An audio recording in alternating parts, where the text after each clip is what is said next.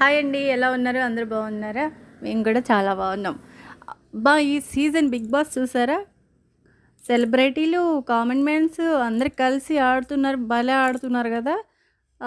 అందులో ఎవరు బాగా ఆడుతున్నారనేది ఒక్కొక్కళ్ళకి ఒక్కొక్కళ్ళు ఇష్టం కదా! అందులో నాకైతే తనుజ అంటే ఇష్టమండి. అలాగే ఇమాన్యుల్ గూడా.